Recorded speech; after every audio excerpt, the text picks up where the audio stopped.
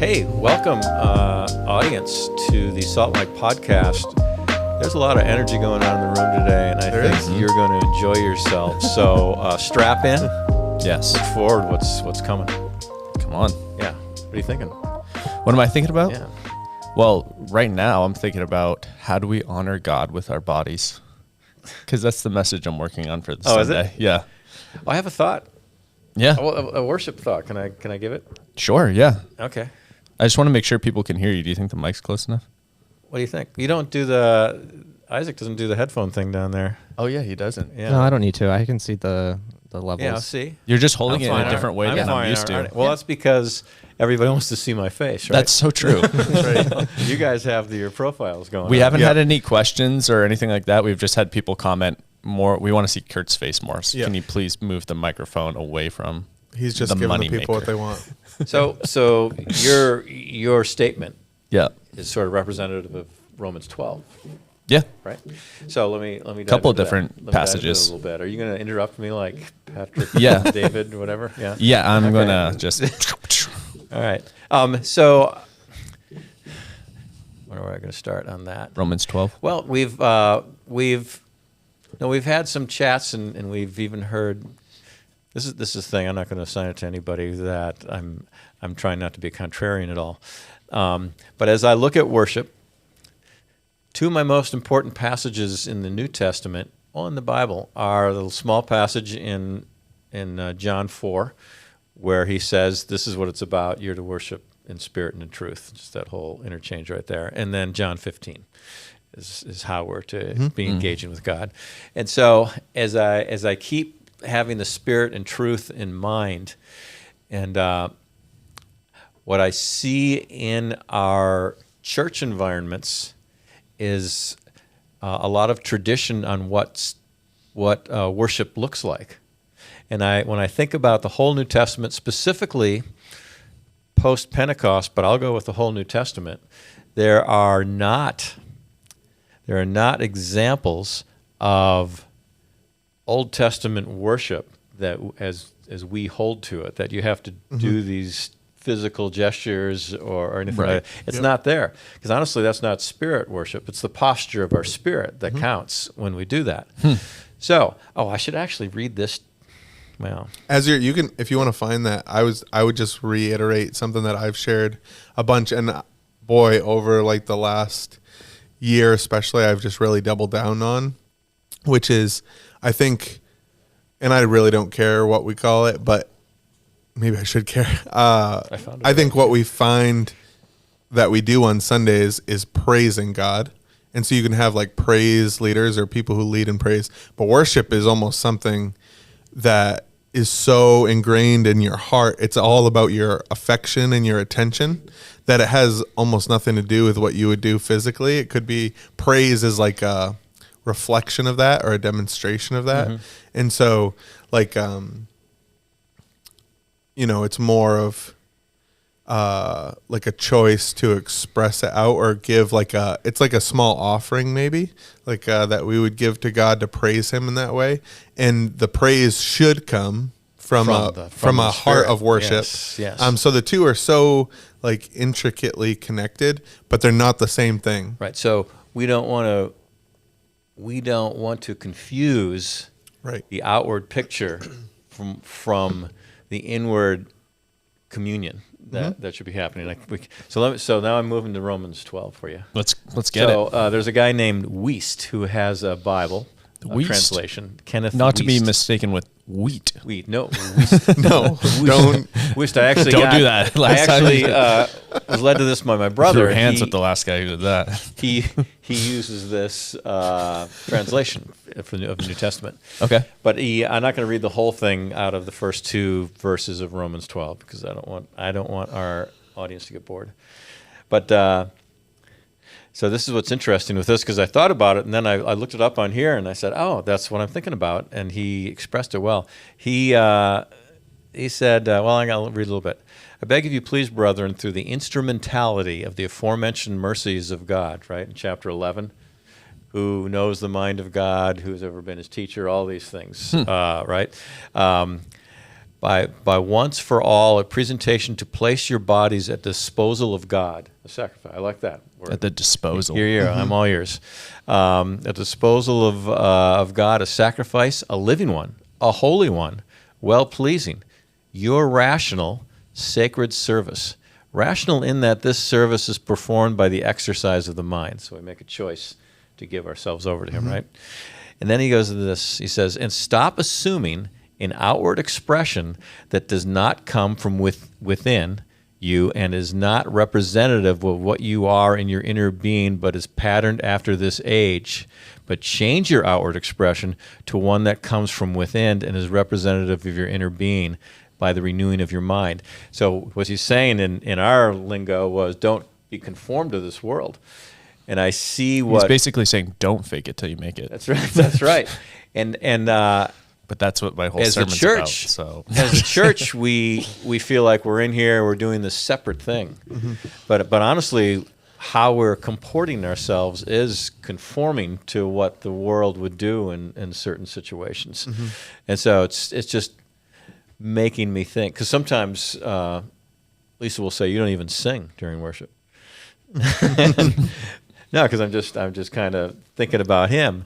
So I'm being asked to conform to what everybody's doing, as though that's the way to do it. Go ahead. Yeah, and I think I already, before we started recording this episode, mentioned it once, and we talked about it. I brought it up in our men's group, not to keep inflating your head, Graham, but that stained glass window analogy just continues, but it just keeps, at least for me, it keeps You want to being restate so that? applicable. Because there might be somebody That's listening for the maybe first someone time. hasn't caught up to that. So Graham shared that there's a lot of, so you shared it around the disciplines initially. So a couple weeks Right. ago on an episode, you shared that like things like reading our Bible or praying, we can often, what they're meant to do is be a window Right, to see Jesus. to see Jesus and to get to Jesus.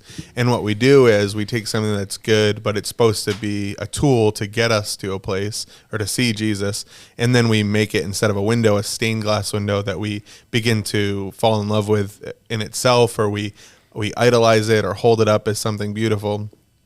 And when you turn it into a stained glass window, then it no longer allows you to see clearly through to what it was intended to.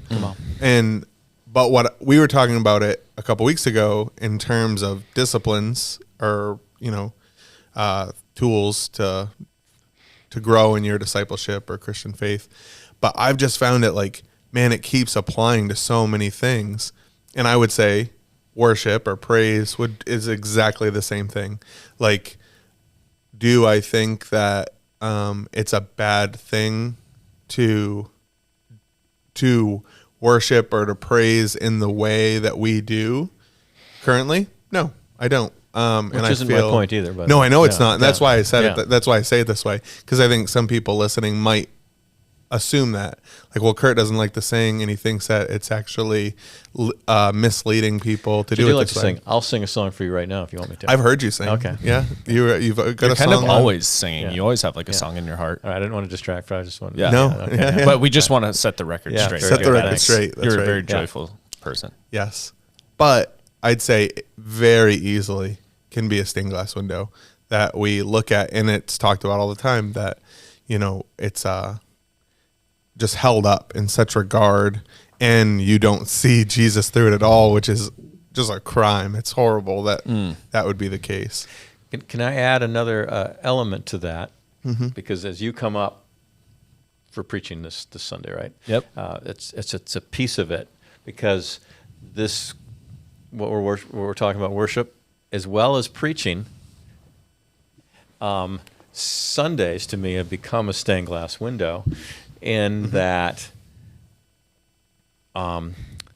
many folks look at that as the consummation of their week, and this is where they get refueled, if I could put that in quotes. Yeah. Whereas that's not at all the intentionality that Jesus had of us coming to Him in spirit and truth, and us being with Him in unceasing prayer, and us praying at all times in the Spirit, and building our faith up, as it says in Jude, by praying in the Spirit. All those things have to be there. And so And I encounter folks that not only then will assess the worship, how was worship today? Worship was good today. Yeah. But they'll also assess the message. That was good, or I like this person, or I like this person. Right. And all of a sudden, that what was to be a window, right? You're presenting Yep. the gospel in some form, so they can see God. Ultimately, I hope that's what we're doing. Right. But it becomes the end game rather Yeah. than what we're looking for. And sometimes I think it's not the intention. Sometimes I think it is the intention. Sometimes I think it's not the intention. It's their way of wording it, maybe in a way that we wouldn't agree with. We might say, instead of saying like, Graham, that was a really good sermon, what we're more trying to say, and what would be better, would to say like, man, Graham, what you shared really encouraged me towards Jesus. It really spurred me on and encouraged me. Mm-hmm. That's what we would hope for out of our messages, that it would move people towards Jesus, Right. and to be encouraging, like excited to know him more, dive more into abiding with him. So I'd be looking at it for more of the macro end. Right. That the more we put our emphasis on what goes on there and actually make a choice as to what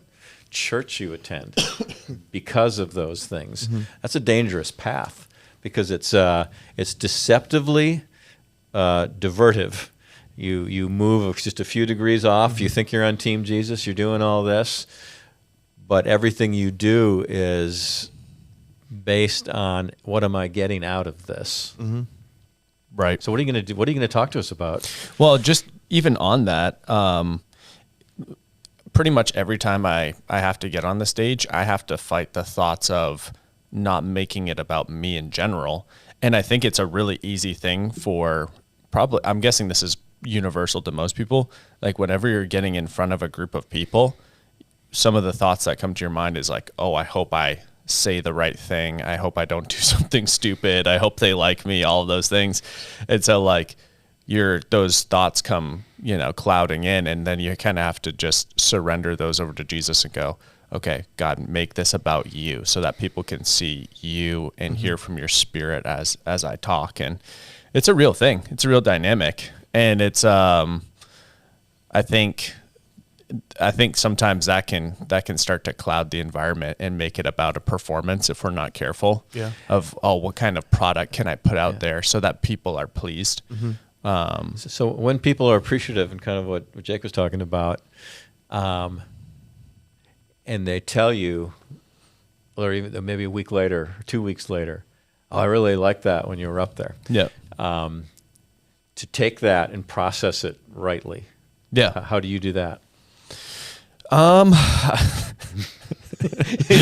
Thank you so much. I usually say I'm here thank all you week. because I think you can do like the false humility thing Yeah. too if you're No, not careful. you're And right. you could just Yeah. be like, oh, it's not all about me. the Lord. It's all about Him. all We know where it comes from. Just a vessel. I'm just an And so empty vessel. I think just be honored by it and just thank God that He's using you in a way that's maybe helping people and touching people. Yeah. And I think sometimes it can be helpful too to try to bring it into a conversation that is more about like, oh, like what stuck out to you and how did you apply that in your life? Like, how did that grow you closer to Jesus, so that it's not just a compliment about you and you're leaving it there and going, that felt good.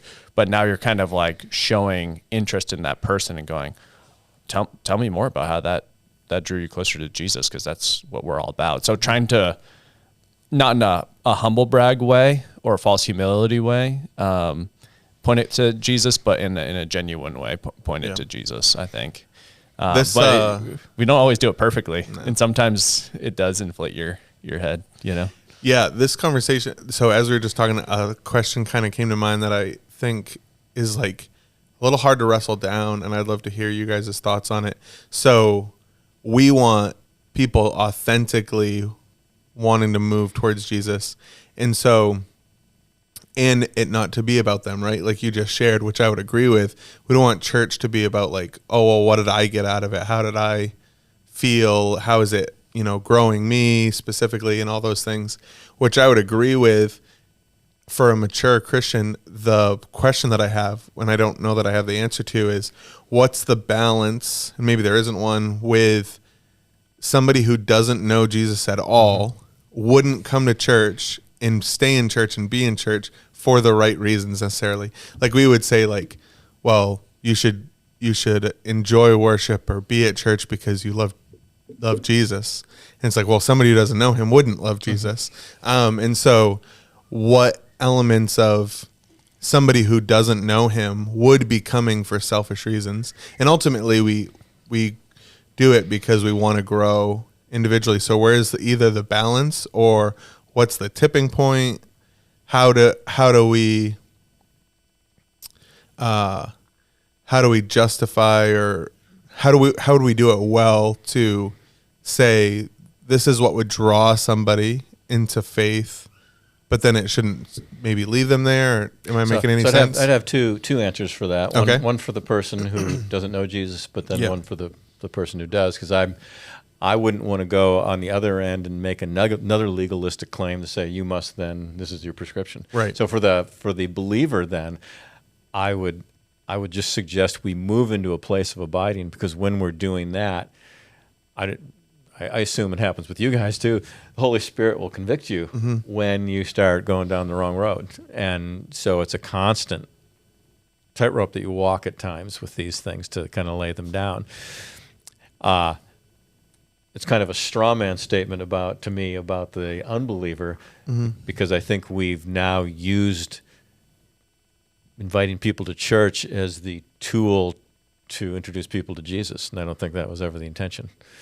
Yeah. I'd kind of want to back up on that, and because of that, that's kind of the mindset that started in the 80s when the whole seeker church movement came, which we still have remnants of here. Yep.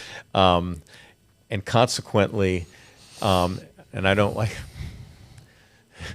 So one of the concerning phrases I hear from people who will make comments of whether they're leaving or coming from another place is, "I'm not being fed there." If am I going to offend people on this? You one? go for it, Kurt. This is why this is a podcast. This is what people are interested in. If I go home and I just go sit at the table, and Lisa says, "Well, aren't you going to eat?" I'll say, "Well, you're not feeding me." So that makes no sense. So that I forget where I got off on that. But that's because of the seeker thing. We ended up, and we've talked about this a lot in the past, we end up ministering to the lowest common denominator. Right. And we're assuming, we're actually, I'm going to call it, I'm going to go ahead and say it's kind of blasphemy, because we're assuming the Holy Spirit can't do what he wants to when we just speak the word of God. When we use pieces of furniture regarding communion with him, for Right. instance. That sort of thing.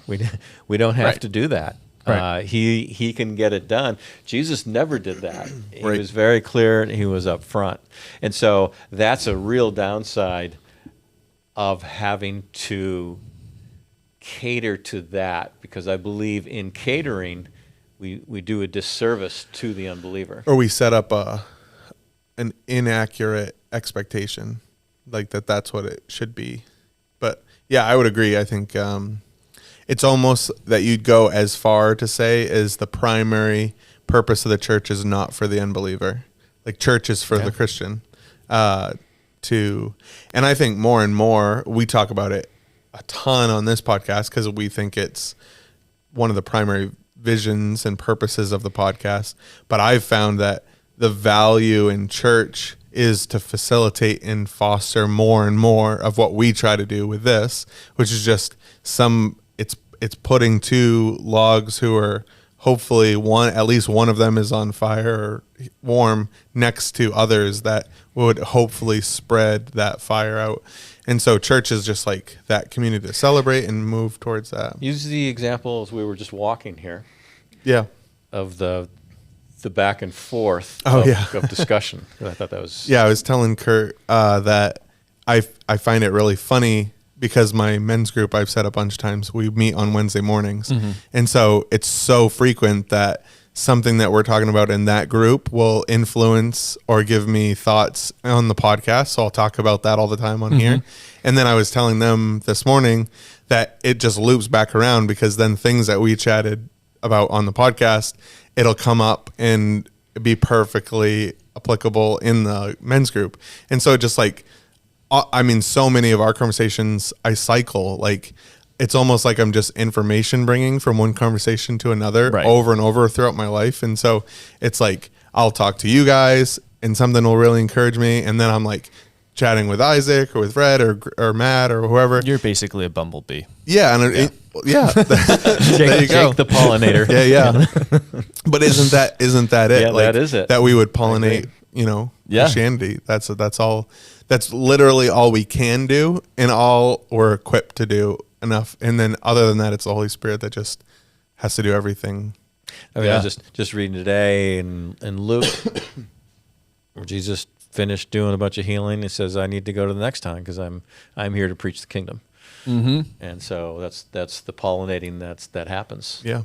And then he has such faith, I guess is the word, but like Jesus knows he doesn't have to like be a door-to-door salesman as he preaches the kingdom and heals and just brings the kingdom to earth. All those people who are influenced by it will pollinate that. Like, he almost had to like hold back from it because it was going to do it ahead of its time.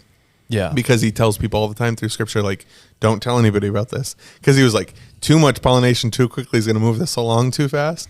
So it's like, but, and you just see that all over the world where the model doesn't look the way that we would think would be effective. And yet, and I like that word, the pollination of the gospel and of that truth of Jesus is spreading like wildfire, even in places and by ways that we would say, that doesn't make any sense. It doesn't make any sense that a place that's Christians are persecuted, the gospel would spread more rapidly than when we can openly share it here. But it does. And it's just amazing how that's the case. The other day I saw a sneak peek clip of season 5 of Chosen. Come on, yeah. Have you seen it yet? No, I haven't seen the sneak peek. It's a conversation that Jesus has with Judas, and it's really good. Yeah, we'll put it in the show notes, right, Isaac? It'll be posted right up here. Yeah. Just click this button. But they're sitting down, they're having this conversation, and Judas is kind of like, I was a businessman in my former life before I met you, Jesus. And he's like, I know when a deal is about to get, closed or when we're about to lose the deal. And he's like, I feel like in your ministry right now, we're on a knife's edge. And if we don't make action right now in some strategic ways, we're not going to close the deal. And it's just so interesting. Like, he's bringing this, his earthly mindset into this kingdom that Jesus is bringing. And Jesus is like, what deal are you exactly talking about? And I just love the question where he's just like, he's asking Judas, like, what deal do you have in mind? Because your deal might not be the deal that I have. And then Judas is kind of like, well, why would you have me follow? Why would you have me follow you if you weren't going to use my expertise and all the things that I know? And like, why won't you take advice from me, Jesus? And then Jesus is kind of just like, Judas, I just need you to trust me and I need you to give me your heart, And it's like this kind of moment, they do it so well in The Chosen, where it just is like, it's relatable to the common believer, where we all have this vision of how we want Jesus's kingdom to go, of how we would put Sundays on, of how we would share the gospel, or kind of how we would write the play.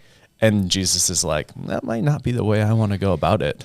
I might want you to pollinate completely differently, I don't know what made me think of that in our conversation, but I think that's a big tension we oftentimes run into. But one of the questions I wanted to ask, going back to the I want to be fed mentality, is, say someone's watching this and they're convicted by that and they're like, actually, I kind of have been church hopping and I've left churches because I feel like I wasn't getting fed in the way I wanted to. What would you say is a better mentality to engage in church with that isn't like, oh, I want to be I want to be fed. And I don't think being fed is necessarily a bad thing. Hopefully you feel like you're getting something out of your time with other believers if you're having like a Bible study or. Well, I think it starts with the passage you're going to go over on Sunday, right? Let's be transformed by the renewing of our mind. So we got to think differently. And I think that's what the Holy Spirit will do for us if we come to him in prayer with the exchange of thoughts in mind rather than our laundry list, because in that case we don't hear from the Spirit. If we sit and listen to him, he exposes these things to us. He says there's nothing hidden that won't be disclosed. So we're going to see. Well, so I dare our listening audience to ask God to reveal your motives and see how those fit with how Jesus would look at the kingdom, and those things would just reveal themselves in a hurry, in my mind. Yeah. So you don't have the answer though. You can't tell them do these three things. It's revealing the motives, but then it's also like you were talking about earlier. What is the church for? Right. It's us gathering, encouraging one another toward love and good deeds. It's this pollination that mostly is done amongst believers to encourage one another and go to. I think we've created a bit of a business model out of evangelism as well, as far as measurement and closing the sale. And I personally was engaged in that for quite a while, and I found that I experienced too much success in getting people to pray the sinner's prayer that I was convicted that, this isn't what it's about, is it? Regardless of how much you decided to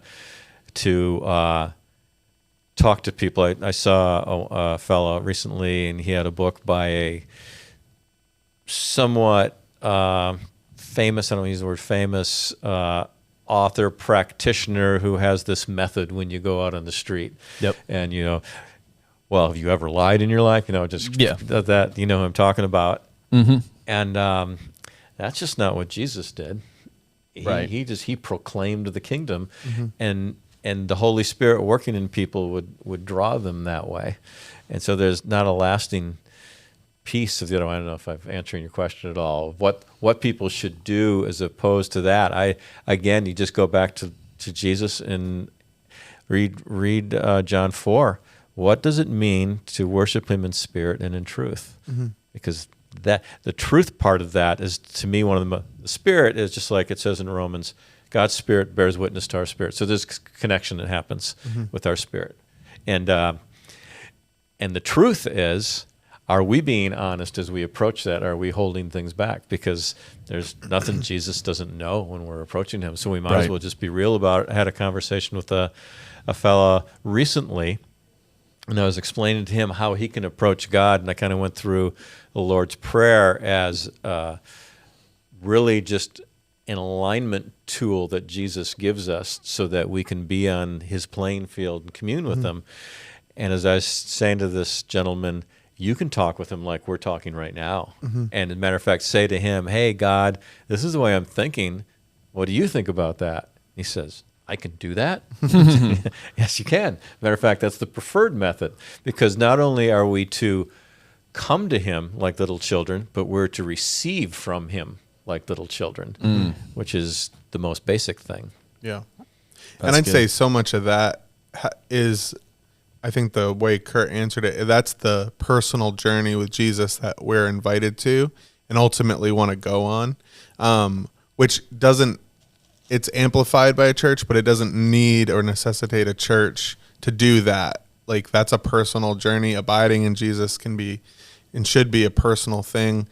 The being part of it, if we're talking about choosing to go to and attend and partner with a church, I'd say what I found to be, or at least what I was thinking would be a clear way to help somebody answer that question for themselves. Like, well, what church do I go to? What, should I stay at the church I'm at? Should I go to a different church or whatever if they're church hopping? And I'd say, like, it's more about choosing a church that you want to partner with to accomplish what they're about.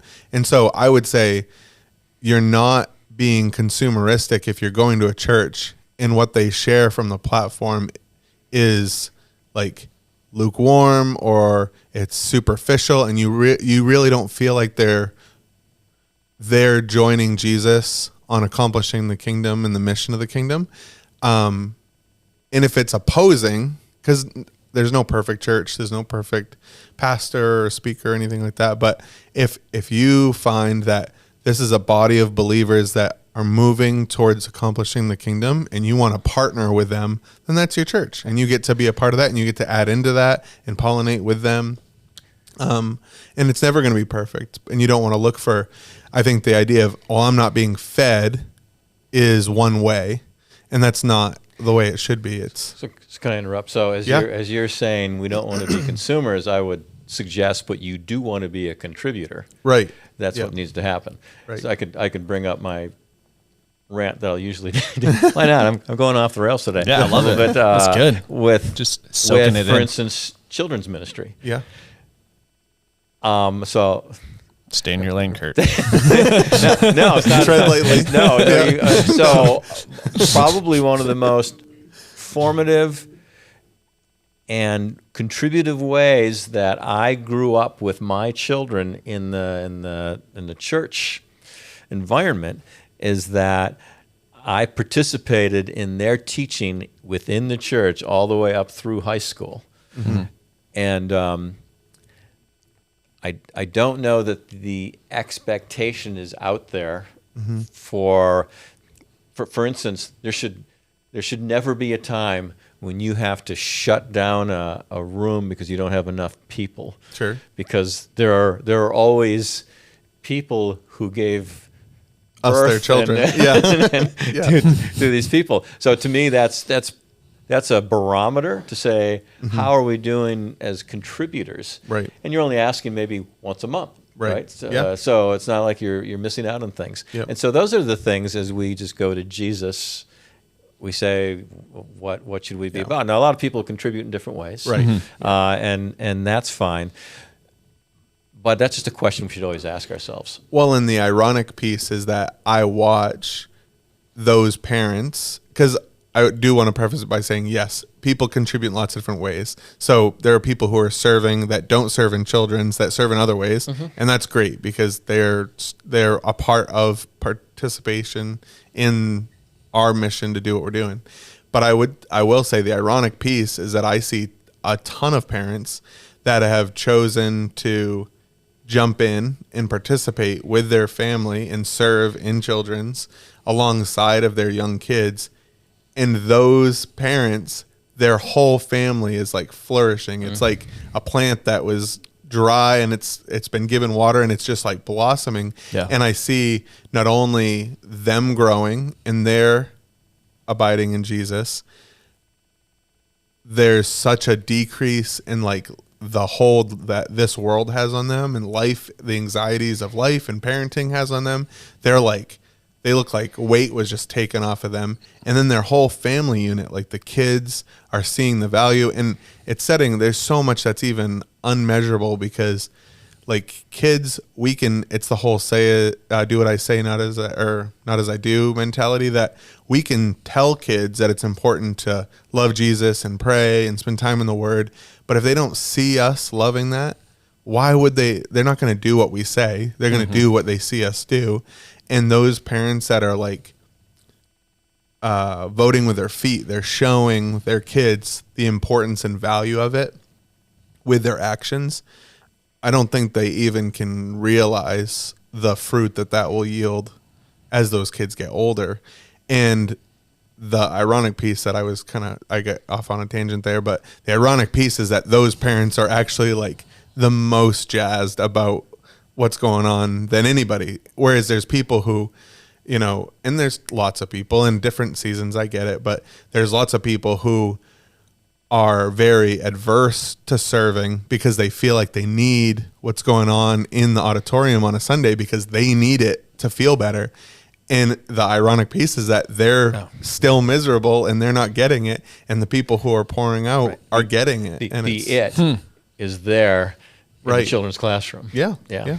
I agree.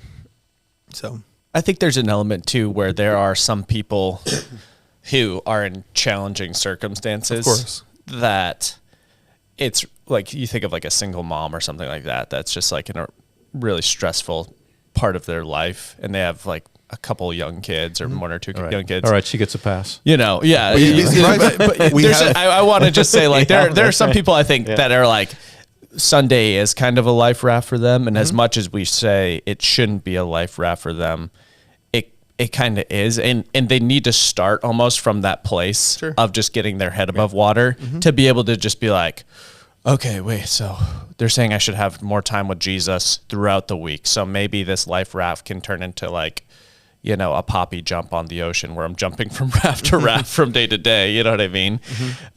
So that you're feeling like you're staying above water. And then you realize, oh, Jesus can be with me all the time. He's a boat that I can always be in, you know? But it's sometimes a progression for people, I think, Sure. to Gotta get to that be place. the progression, right? Yeah. Because if you're not progressing, then you got to ask yourself, Yeah. what's happening? But you'd also be surprised. We have some single moms that serve in children's ministry. believe it. And they're growing and experiencing community as part of that team. And I talk to them, and we're so obviously appreciative because we understand that dynamic would be a dynamic that you'd give a pass to and say like, geez, I totally get it. Like you need Yeah. a break.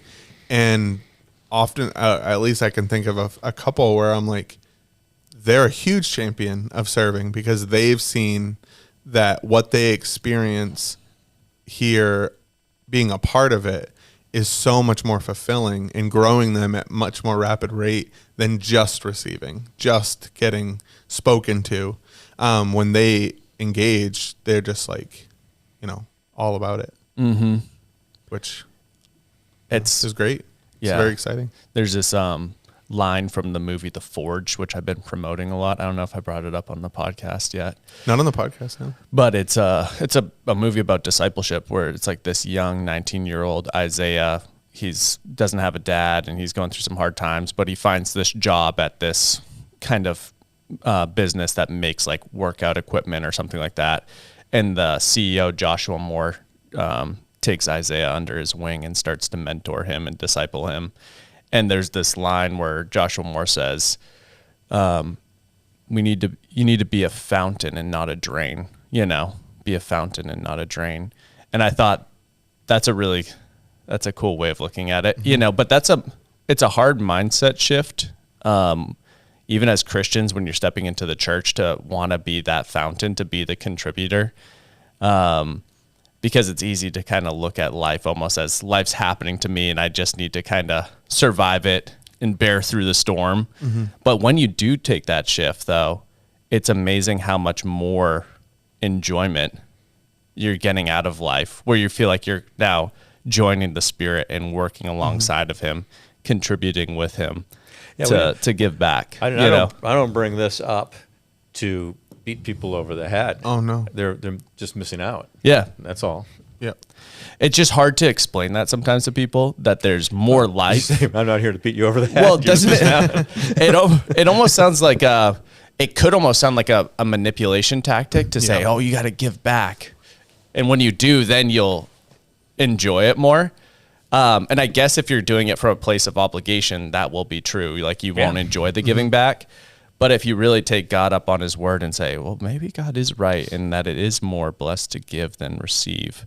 And if I start to take that approach in life, to be the pollinator, to go around and to spread His love and light, maybe I'll be more blessed in that than on the other end. Yeah, not to mention, even if they were solely interested in getting what they were wanting to get out of it. So say the analogy that came to mind is, say I wanted to learn carpentry.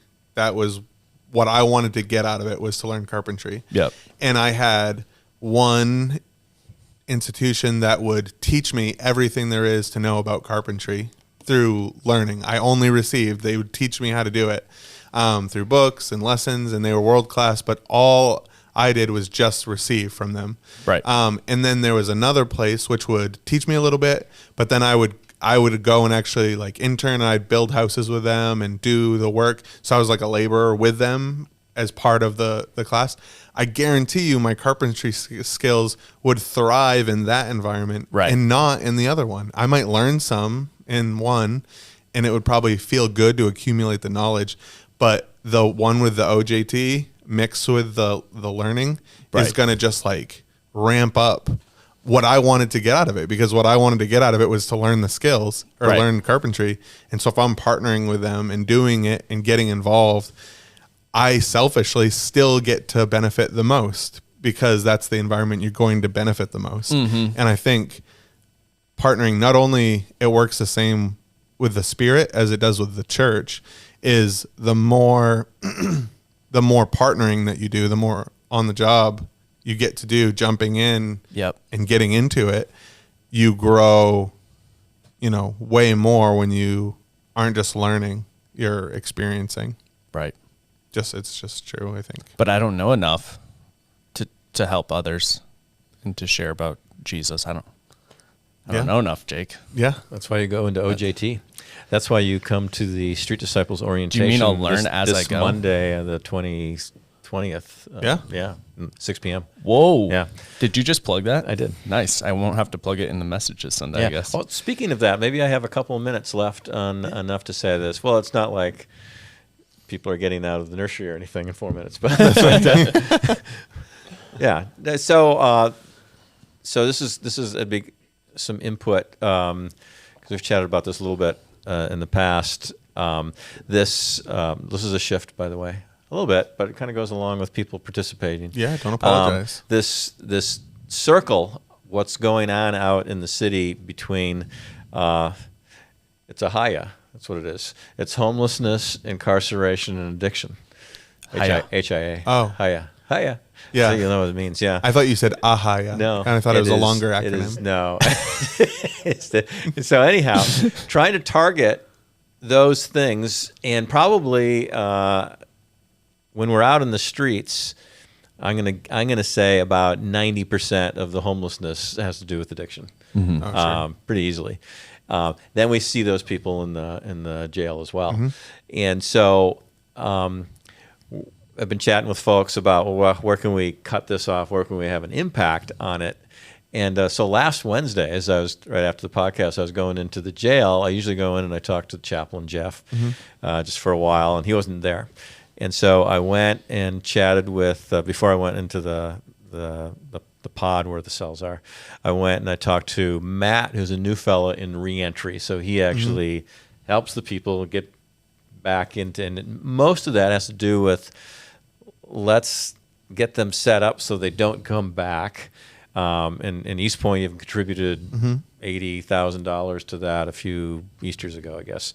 And so what was interesting is this fellow was kind of churning inside. He had this anxiety going on. I said, what's going on? He said, well, a fellow that was supposed to get out that day is not. He's going to get out tomorrow. And what happened was Milestone was going to pick him up that night, but now they'll have to pick him up tomorrow, and Milestone is kind of a recovery place. And so the issue was this guy was going to be getting out of jail at 7 a.m. Milestone wasn't going to be able to pick him up till 9. So you and I think, all right, he's got to wait around 2 hours. The problem What can happen is, in 2 hours? right, the first step they take out, that no one's there to grab hold of them, they shoot right back into their old ways, Right. and they get onto the drugs. And even so, I said to the guys, "This isn't your fault, I mean." And so we chatted about that. So that became a reality because I've been praying about this. God, where do we want to try to hit this choke point even harder? So one of the things we've been talking about is, as people come out, we want to give them communications, because some of them have intimated that they're intimidated by coming to a large church like this. They come in the door, they don't know what to do. Sure. So we're even having a meeting here in a week to create that workflow that we'll have some of our people meet them at the front door and they'll sit with them. Well, that's pretty easy to do, right? It's because the former inmate is the one who's instigating the whole thing, because they have to tell us. So, but this is a different thing, and I've heard that before, and I've actually had some people that I've engaged in there, and and we were made plans to do some ministry stuff, but they hit the street and they were gone, back into the old ways again. So after I was talking with this gentleman in the reentry program, I moved and I found Jeff in his office, and I was kind of explaining some of this stuff to him. And then another one of the reentry people was walking by, and we called her in and talked about the same thing. And she talked about, yes, and it's pretty awful how that happens. And I said, but it is real. You can't stop it. So she'll even say, even if it's 15 minutes, they could be back into the drugs. And so giving them bus passes, for instance, to get to their recovery place doesn't work because they're on their own. Yeah. And then another problem that we have is a lot of the prayer requests that you find when you're in there is pray for my court date, because that's where the sentencing is going to happen. Right. So they'll go to the court. The judge will sometimes say, all right, time served, meaning they're going to get back from the court, and within it's 2 done hours, right then and there. they're going to be released right away. So nobody had There's no plan. no plan at all.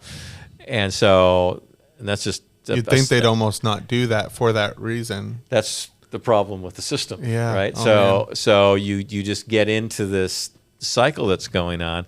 So we had that chat, and I talked up to her about, hey, what could we do? Because they can let us know the times and the dates as close as possible when people are going to be let go. We could actually go there with a couple of people, take them then to the next place. So I'm working with Family Restored and other folks to try to connect those dots. But then it was interesting. Jeff was going to go into the ladies' pod because 2 days earlier, a young gal named Brandy had just gotten out of jail, got out, went the wrong way, OD'd and died 2 days before that when we were talking. And so there were 3 gals in there that were kind of distraught, and they wanted Jeff to pray with them. So I said, well, can I go with you? Because I don't usually hang out in the gals' place. So I went with him. And so we were on one side of the table, and the 3 of them were on the other side, and we talked about Brandy a lot and her family and all those things. We prayed together. But then I was asking them questions about getting out, and all of them were basically terrified because this controlled environment they're currently in, they get to stay the way they are, although some are on medically assisted treatment, which is a whole other discussion. But to kind of talk to them about when they get out, what would be helpful, and they all said, yeah, it takes no time when you step out on that sidewalk and there's nothing there that's going to go. Then I ran into, this is all within an hour and a half, then I ran into, in the women's pod, Susie, who works for the Portland Recovery Center. Apparently they're working on some sort of transportation thing. I'm not sure exactly what it is, but we'll try to get a hold of that. So all that to say, it really hit home because like I said to them, I don't even know what that's like to have that temptation because I haven't experienced it. Right. But it's just an evil thing. And when you're out on the streets now, like in Street Disciples, there are as many empty needles as there are cigarette butts now. It's that bad. And so the question ultimately is resources. Yeah. How could we get those people to grab them and then bring them to the next resource, which are out there, but we need to help come up with a system. So it's kind of like it's kind of over. So I'm asking God, first of all, to like just a stint. to show me where is the choke point. I think he did that last Wednesday to say this is where you want to address it because 4 occasions all in that time. It makes a lot of sense too, because in the prison or in the jail, you're not confronted with your temptation because it's not really an option as much, probably. No, there's no programs or anything like that. It's just a waiting. Yeah, but you don't have the ability to use, right? Unless Correct. you somehow smuggled it in, which I'm guessing is really hard. Possible. Probably more true in Hollywood than in reality. But so when you get out, you probably are kind of jonesing for that next hit, even if you don't really want it and you know it's not best especially if for you. you're on the medically assisted treatment. So you're getting Suboxone while you're in there, so you're getting a mild buzz, right? Just so you don't go nuts. Ooh. But now you get to go out and get the real thing, Right? So easily, right? But there's no There's nothing that's been training you for that moment leading up to it. Right. No, To say no to- no, not at all. Wow. You know, all the way generationally back. Sure. There's so much history that's there. Wow. And that's horrible. But it's good that God's, revealing things, and there's people and things to come alongside. But I think what I was just thinking of is like, we can look at addiction being substance abuse addiction in that way and think that that's so different than us, but it's really the human condition. Like, our addictions just look different, or our traditions, our like habits easily, like if we don't have people with their arms around us keeping us, it's like if we like start to go down the road of more abiding in Jesus, but yet we are like the person at the bus stop with a ticket and nobody near us, it's like it feels similar. Oh, yeah. It's so easy to go back into just revert back to your old way of doing things. Right. Granted, ours isn't substance abuse. This one but kills it's you. something That's else. that's This the thing. one's Yeah. just more Yeah. in your face. But Yep. it's like we gotta kind of come to grips with that. That's the human condition. That's our default, is this addictive. And that's where the personality. pollination happens, and that's the ultimate end game with these folks. Is we want them to get into community here, Right. and kind of move them. So you all pray about that out there on the We will. podland. It seems like God's really put something on your lap there, though. That could be like a dilemma or a problem, but it seems like Yeah, and there's all sorts of little There's something problems that in can it be when done. you think about it. Right. So we're going to have to Little lay jigsaw. down everything, and then start nailing the problems one by one. Yeah. But and I think it kind of goes to what we were talking about before, is the human resources that God has prepared. So right in Ephesians 2, we're his workmanship, created for good works in Christ Jesus, that he prepared in advance for us to do. Right. So there's a lot of people out there that God had prepared good works for, and you just have to walk in them. Yeah. You don't You have have to to be come at up his with anything. disposal. Yeah. Yeah. As Ooh. that Well, living that's what he said. sacrifice, right? Well called. Goes back to that. of his disposal. Unbelievable. Yeah, you got to be careful when you put your body on the altar, because God might take you somewhere, because your body's not yours anymore. He might bring you somewhere that you wouldn't expect. But you're doing his work and his will. Going back to the fountain thing, I Sure. mean, what could be better than that? Yeah. You have to trust that he's The good. reality is, like, when we're living for ourselves, that's the most miserable place we could Come on. be. But it's also comfortable and it's easy. Yep.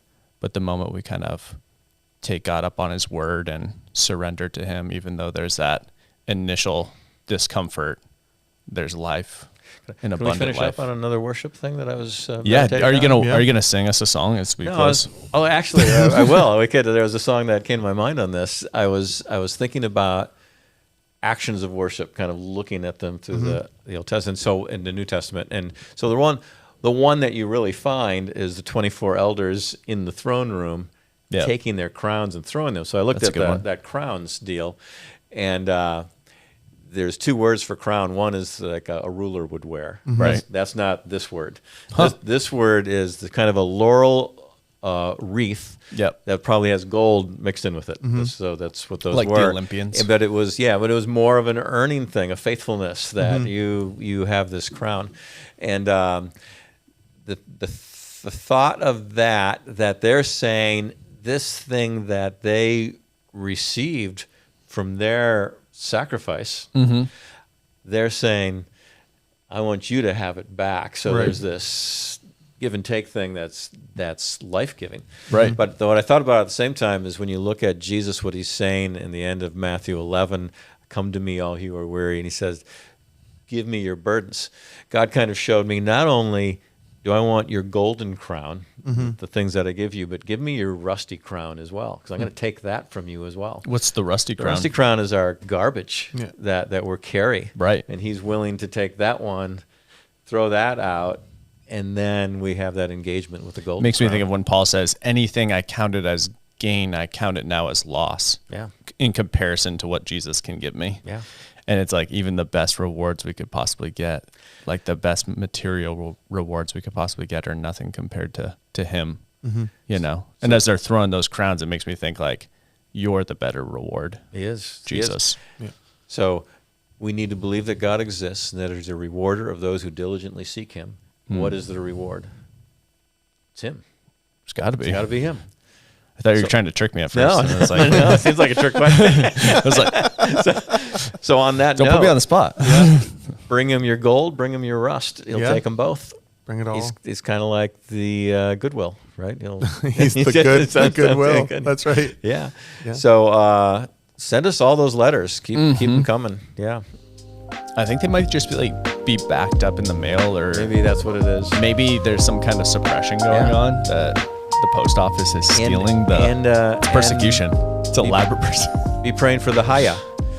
Yes. Yes. That's important. God bless you all.